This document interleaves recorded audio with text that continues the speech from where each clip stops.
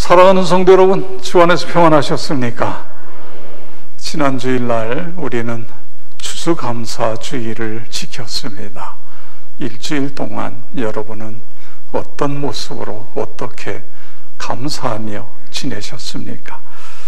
저는 오늘 아침에 아침 식사를 하면서 단감을 깎아 먹으면서 그런 이야기를 했습니다. 나는 지금 감을 먹지만 감을 먹을 뿐만 아니라 추억을 먹고 있습니다. 그런 이야기를 했어요. 어린 시절 감나무에 올라가서 연실을 따먹고 하던 그런 추억이 저의 마음속에 새로 그래서 더 감사하게 되어지지 않나 그런 생각을 갖게 되었습니다. 지난주에도 감사의 편지를 쓰신 분들의 내용들을 소개했는데 오늘 우리 교회에 3월 달에 오신 등록한 여집사님의 감사 내용을 소개하겠습니다. 역촌교회로 인도하신 하나님 감사. 남편 30년 동안 피던 담배 역촌교회 와서 끊어서 감사. 아들 취업하게 되니 감사. 교회의 다양한 교육 훈련을 받게 되니 감사. 남편과 함께 새벽 기도하며 말씀과 기도로 하루를 시작하게 하시니 감사. 목요 전도팀에 와서 전도하게 되니 감사. 요양보호사 시험 합격하게 되니 감사. 그 외에도 여러 내용의 감사 내용을 썼습니다. 여러분 모두에게도 날마다 때마다 감사가 흘러넘치기를 주의 이름으로 축복합니다. 1952년 노벨 의학상을 받은 한스 셀이라는 분이 있습니다. 그는 캐나다 몬트리올 대학의 교수로서 뇌분비학자입니다. 그가 연구한 분야는 스트레스입니다. 1980년대 중반 이제 그가 대학을 정년 퇴직하게 돼서 하버드 대학에 가서 고별 강연을 합니다. 강연이 끝나자마자 그 큰 강당을 가득 메운 학자들과 학생들이 그 강연에 감동을 받고 다 기립해서 뜨겁게 박수를 칩니다. 강단을 내려오는데 한 학생이 뛰어와서 큰 소리로 묻습니다. 박사님, 우리는 스트레스 홍수 시대를 살고 있습니다. 스트레스를 해소할 수 있는 비결 한 가지만 가르쳐 주십시오. 그랬더니 이분이 하는 이야기가 감사하십시오. 그런 말을 했다고 합니다. 여러분, 왜 셀리 박사가 스트레스 해소 방법을 감사라고 했을까요? 그의 연구에 의하면 감사를 생각하고 감사를 표현하면 우리 몸의 신경 전달 물질이 생성이 된다는 것입니다. 그리고 이 물질은 스트레스를 날려버리고 행복감을 느끼게 한다는 것이 연구 결과로 나타났다는 거예요. 그렇습니다. 매 순간 감사와 긍정의 언어를 사용하시기 바랍니다. 감사한 마음으로 사랑하는 마음을 품고 살아가시기를 바랍니다.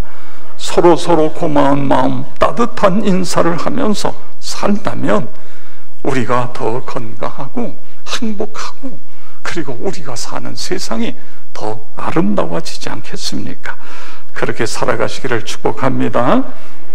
성결교회가 중요하게 여기는 것을 사중복음, 그래서 이 첫째 중생 거듭남에 대한 말씀, 거듭나서 끝나는 것이 아니라 우리는 성령 충만해서 성결해져야 된다. 그리고 세 번째는 우리가 성결해지면 따라오는 것이 신유다. 신유는 우리의 영과 육이 건강해질 뿐만 아니라 우리가 사는 사회가 건강한 사회가 되어져 우리가 사는 문화가 세속문화에서 거룩한 문화로 바뀌어지는 것, 이런 모든 것들이 신유라고 말씀을 드렸습니다. 오늘부터 몇 주간에 거쳐서는 마지막 네 번째가 재림입니다. 재림의 한자는 다시 제자, 이걸 거듭제, 둘제 이렇게 듣습니다. 다시, 그 다음에 임할 임입니다. 다시 임한다. 예수님이 다시 오신다. 이것이 바로 재림인 것입니다. 성경이 66권으로 됐지요. 근데 그 마지막 성경을 이 요한계시록입니다. 근데 이 요한계시록이 22장으로 되어 있어요. 22장이 마지막 장이에요.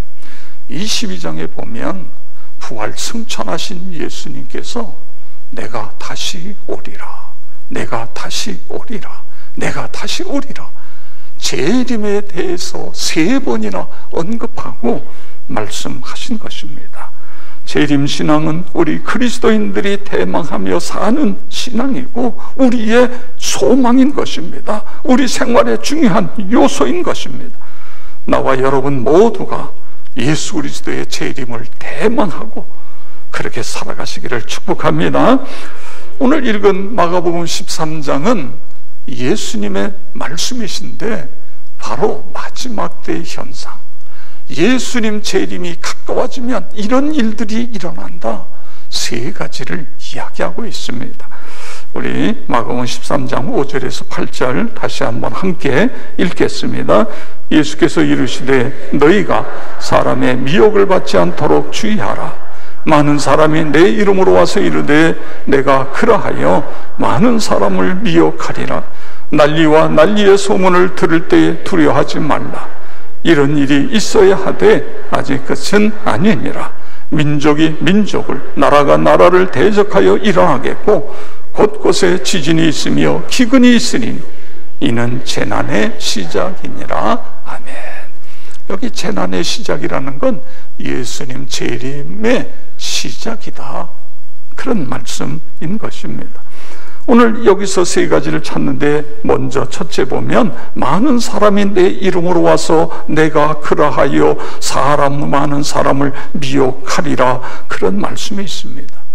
거짓 그리스도, 거짓 선지자들이 출현이 많아지는 걸 보면 내가 올 때가 가까웠다는 걸 너희는 알라, 그런 말씀인 것입니다. 이건 어떻게 보면 종교계의 혼탁 상황입니다. 교회가 교회의 역할을 제대로 감당하지 못하기 때문에 이런 이단들, 적그리스도, 이런 것들이 일어나는 것입니다. 이 사람들 어떻게 이야기합니까? 자기들에게만 와야 구원이 있다고 이야기합니다. 그리고 그들은 뻔뻔하게 교주는 내가 그다, 내가 그리스도다, 내가 부활의 주다, 예수다, 이런 이야기를 합니다. 그러면서 시한부 종말론을 주장하면서 순진한 사람들에게 겁을 주는 것입니다. 어리석게도 많은 사람들이 여기에 빠져들어가는 그런 안타까운 모습을 보게 되어집니다. 이미 죽어서 땅에 묻혀있는 문선명, 그 문선명을 신으로 추앙하는 통일교. 제가 지난 금요일날 일산 식사동에 자이 아파트 단지가 굉장히 크게 있잖아요. 거기에 사는 성도 한 분하고 이야기를 나눴습니다. 매일 출퇴근했고 그리고 새벽에 일어나서 그 아파트 주변을 이렇게 조깅도 하고 걸으면서 운동을 하는데 얼마 전에 보니까 그 아파트 앞에 넓은 터에다가 멋진 건물이 딱 세워졌는데 어느 날 보니까 거기에 통일교회 입당 예배를 드린다, 이런 게 붙어 있다는 거예요. 이 통일교회가 그냥 통일교회다, 이렇게 이야기를 하지 않습니다. 세계평화 가정연합 통일교회, 통일이라는 자를 빼버리기도 해요. 왜냐하면 자기들의 어떤 모습을 감추기 위해서. 가장 좋은 말은 다 갖다 붙인 거예요. 세계, 연합, 가정, 뭐 이런 거 이렇게 붙였어요. 사실 통일교회는 그동안 이 장사하는 데에 에너지를 무척 많이 쏟았습니다. 옛날에 맥콜이라는 것도 나와드렸잖아요. 그런데 갑자기 요즘 와서 또 교회를 세우고 하는 이런 일들을 하는 것 같습니다. 또 그뿐만 아니라 지금 85세가 돼서 병원 신세를 지는 이만희 씨를 보혜사로 영생한다, 그는 죽지 않는다, 그뿐만 아니라 생로병사의 해결자다, 이 신천지 이단들이 있습니다. 죽지 않는다고 그랬는데요, 물론 아직 죽은 건 아니에요. 그런데 7월 18일 날 모든 신도들 모르게 비밀리에 저 전남 광주의 중형병원에 가서 수술을 받았어요. 자기네 교주가 수술을 받는다, 아파서 수술을 받는다 그러면 이게 뭐 죽지 않는 신이 수술을 받는다는 게 말이 안 되니까 숨어가지고 건장한 청년들을 그냥 다 하고 신문 기자들이 접근하지 못하도록 하고 수술을 했습니다. 참 안타깝게도 이 신천지는 오늘날 이 현대 교회들의 교회들을 파괴시키고 자기네 것으로 만들려고 하는, 어떻게 보면 사단의 그런 도구다, 이런 생각을 하게 됩니다. 또 우리는 하나님의 교회라고 하는 이름을 봅니다. 원래 이 교회 이름은 안상홍 정인회입니다. 안상홍. 근데 이 안상홍 이 사람이 자기가 재림 예수라고 그랬는데 1985년에 식당에서 밥 먹다가 쓰러져 죽었어요. 그 자리에서. 근데 이 사람이 그 1년 전에 김시성을 가지고 있는 남자와 결혼해서 잘 살고 있던 여자를 이혼을 시키고 그 여자를 자기 아내로 만들어요. 그게 장길자입니다. 그러니까 어떻게 보면 이 가정이 이게 비상식적이고, 그런데 지금 장길자를 하나님 어머니라고 믿고 있는 거예요, 이 사람들이. 이게 어떻게 불륜이잖아요. 불륜. 남의 아내를 빼앗아다가 교주가 힘으로 뺏어다가 자기 마누라 삼고, 그리고 그 다음에 죽으니까는 아내를 세워놓고 하나님, 어머니 하나님 이루고 있습니다. 제가 이 이야기를 하는 것은 이게 마지막 때에 일어나는 현상 중에 하나라는 걸 예수님께서 우리에게 말씀하신 것입니다. 그러기에 우리는 믿음으로 분별력을 가져야 돼요. 여기가 제대로 된 하나님을 믿는 종교인가 신앙인가 아닌가, 이런 부분들을 우리가 해야 되고, 그리고 믿음으로 우리가 살아갈 때에 하나님께서 그 택하신 자들을 끝까지 지켜주신다는 이 확신을 갖고 살아가는 것입니다. 여러분 모두가 믿음으로 승리함으로 주님 앞에 들어가는 천국 백성이 되어지기를 축원합니다. 그 다음에 재림이 가까워질 때에는 난리와 난리의 소문을 듣게 되고 민족이 민족을, 나라가 나라를 대적하여 일어난다고 예수님 말씀하셨습니다. 예수님 말씀처럼 우리가 사는 이 지구촌 곳곳에는 전쟁과 테러가 끊임없이 이어지고 있는 것을 봅니다. 참으로 뉴스를 볼 때마다 어떻게 저런 일들이 일어날 수 있을까? 그런 일들이 일어나는 거예요. 여러분 우리나라만 해도요, 북한이 핵을 개발해서 우리는 핵의 위협 속에, 어떻게 보면 핵의 볼모로 잡혀 있는 것처럼 그런 상황이잖아요. 그런데 이게 여기서 끝나는 게 아니라 이 핵 때문에 우리가 지금 주변국들과의 관계를 설정하는데 너무너무 어려워요.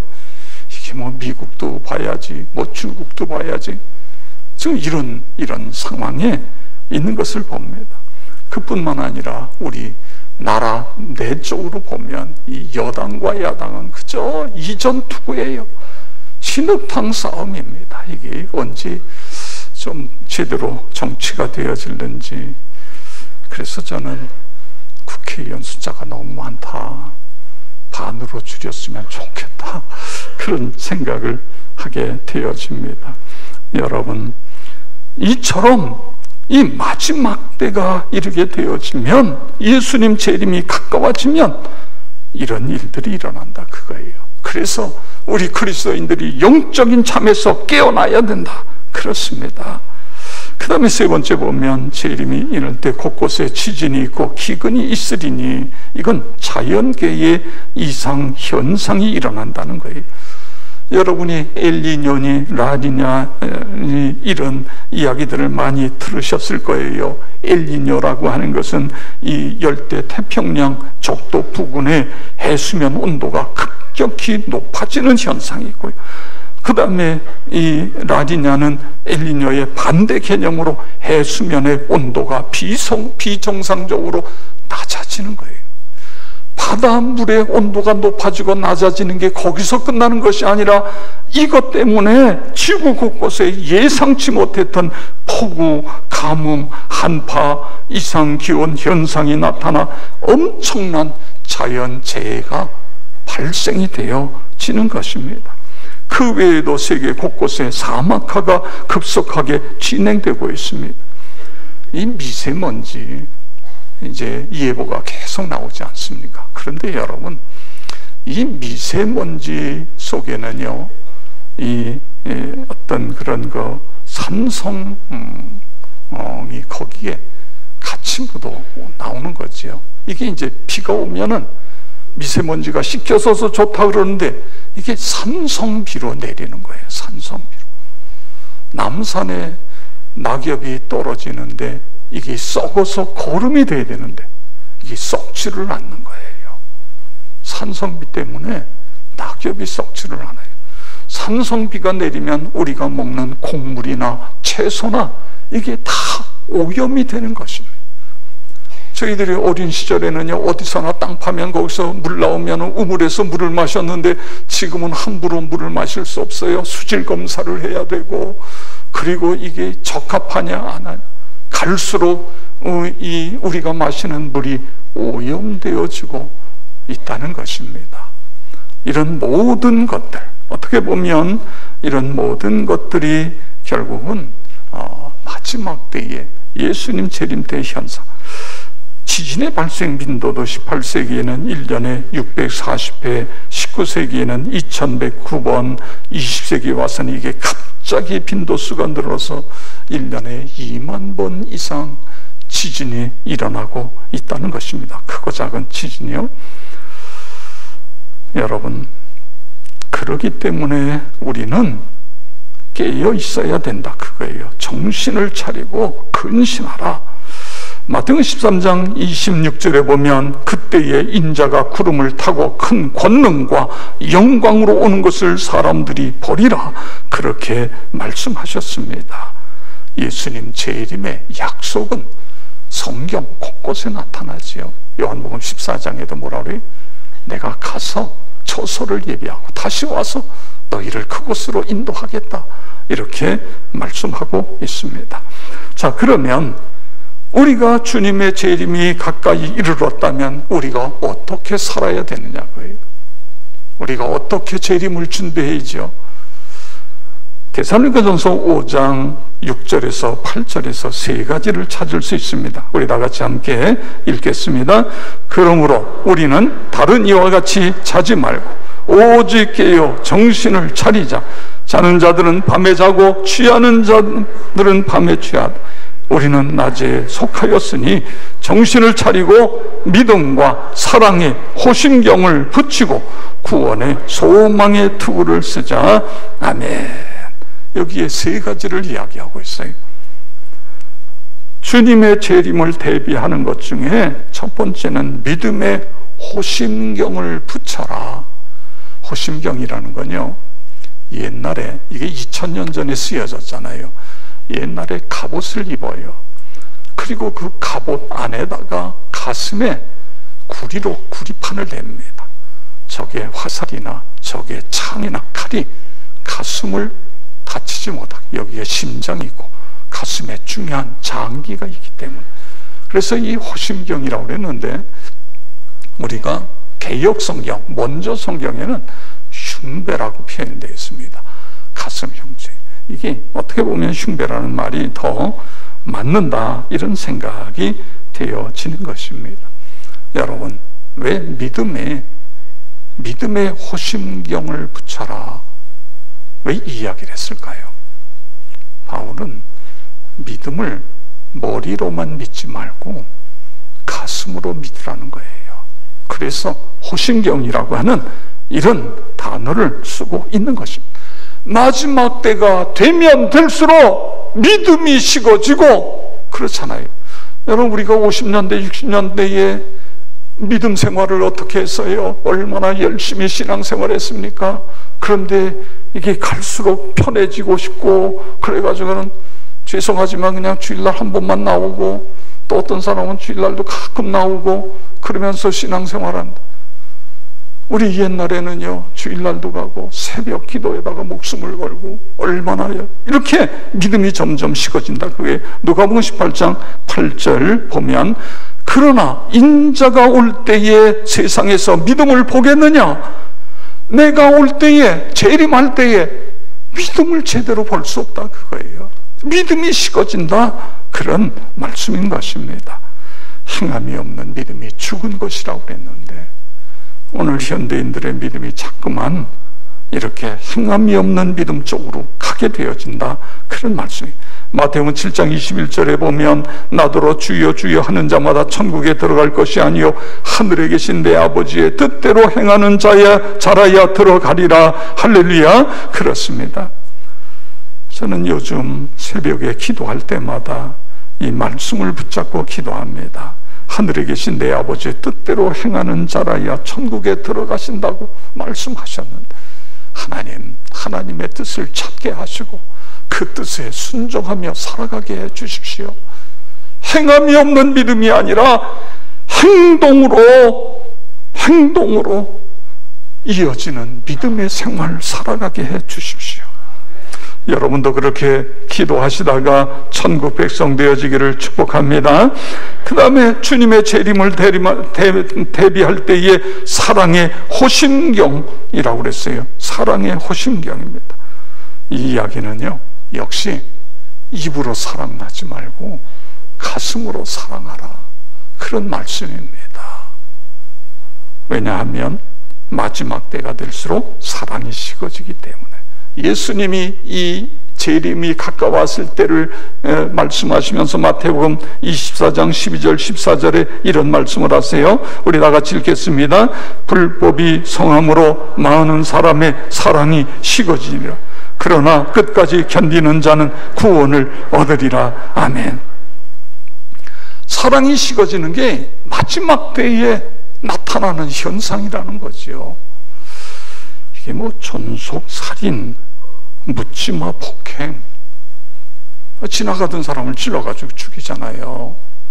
아무 이유도 없고. 그런데 뭐 이게 이제 갈수록 또 이 청소년들의 이 어떻게 보면 왕따라든가 청소년들의 폭행이라든가 얼마나 이게 잔인하게 이루어지고 있습니까?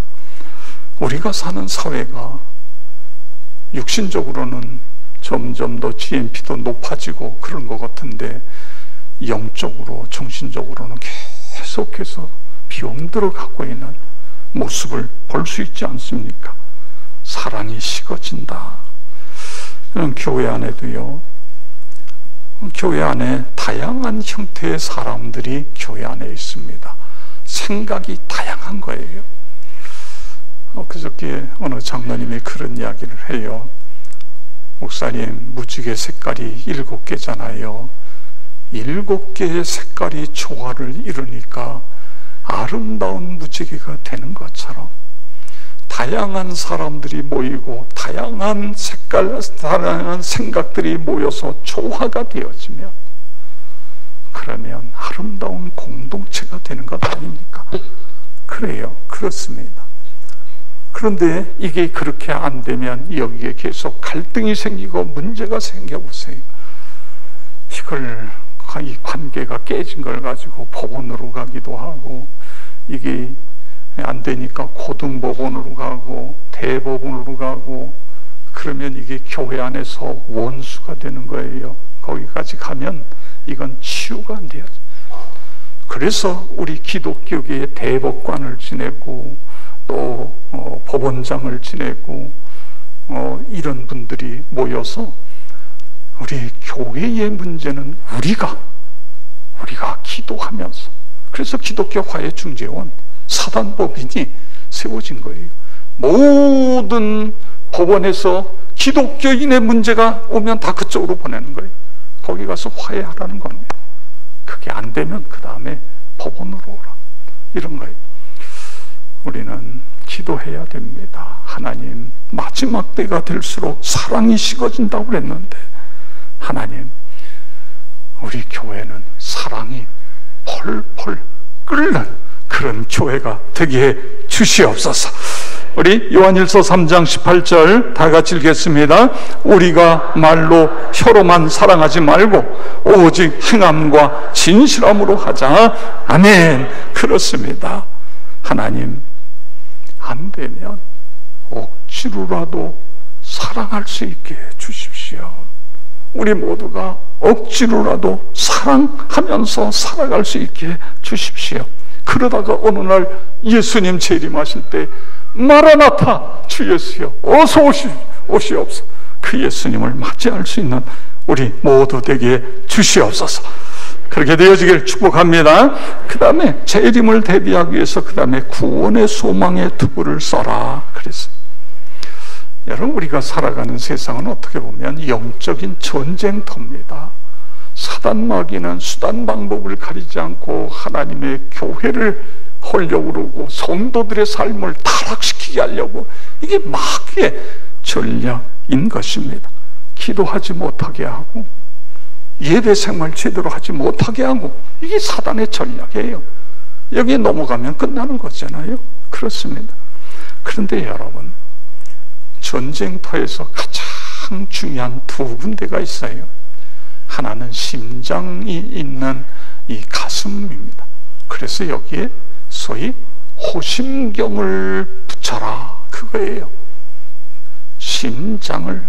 그런데 믿음의 호심경, 사랑의 호심경, 가슴으로 믿고 가슴으로 사랑하면서 믿음의 공동체, 사랑의 공동체를 만들라는 것이고, 그 다음에 두 번째로 또 하나 중요한 거는 머리예요. 총알이 머리를 관통하고 나가면 죽어요. 그래서 헬멧을 쓰는 거예요. 그런데 옛날에 2000년 전에 헬멧이 없었어요.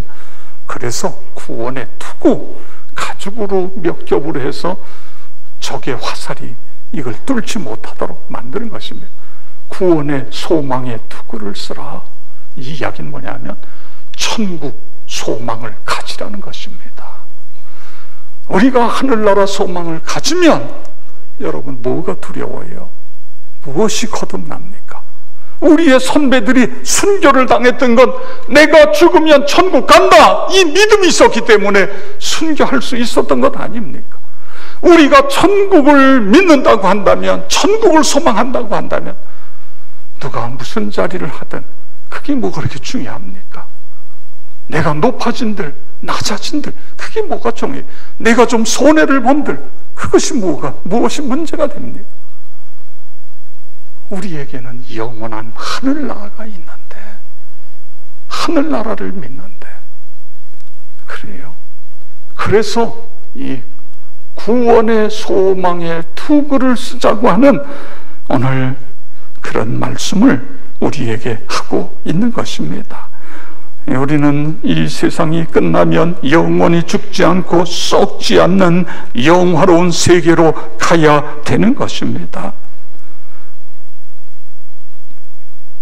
천국 소망, 그 어떤 유혹도 물리칠 수 있는 것이 천국 소망인 것입니다.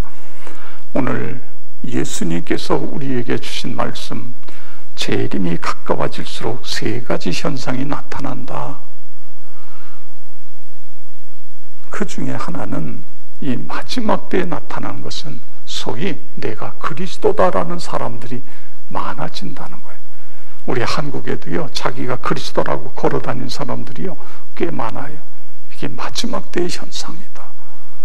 그 다음에 우리가 살아가는 이 자연 세계가 여러 가지 기이한 현상들이 일어나게 되고, 나라와 나라가, 그리고 민족이 민족과 민족이 서로 싸우고 서로 죽이고, 이런 갈등이 일어나게 돼. 이게 마지막 때의 현상이다.